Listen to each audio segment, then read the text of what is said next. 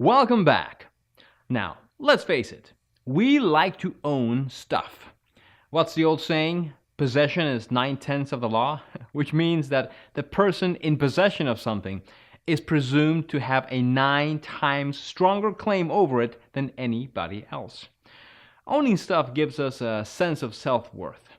Unfortunately, the same feeling can betray us when we're dealing with stocks.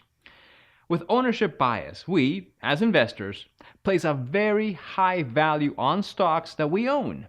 We feel that these stocks are actually worth more than what the market is willing to pay for them today.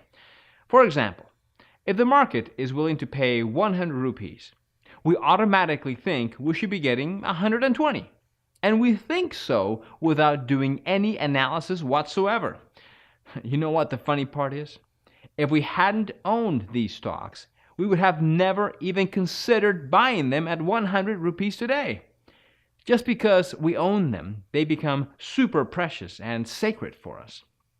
Now, we all have gone through moments when the familiarity that we had with the stocks that we owned made us emotional and comfortable, like a warm blanket we didn't want to let go of. Thus, ownership bias caused us to continue stubbornly holding on to stocks that when in fact we should have sold them. When these stocks started falling, we refused to sell them. Our ownership bias made us feel that they were far more valuable than what they were going for, and we could still get a higher price. We somehow kept finding justifications for holding on to them.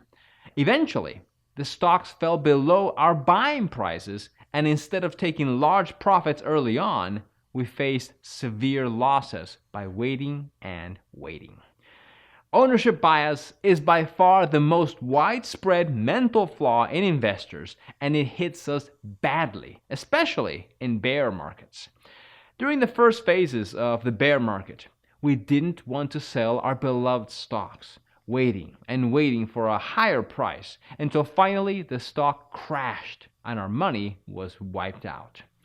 Now, how can you override ownership bias? Well, it's not all that difficult. 1. Scrutinize both the stocks, the ones that you own and the ones that you don't. Realize that in doing so, you will naturally feel biased toward the stocks you already own.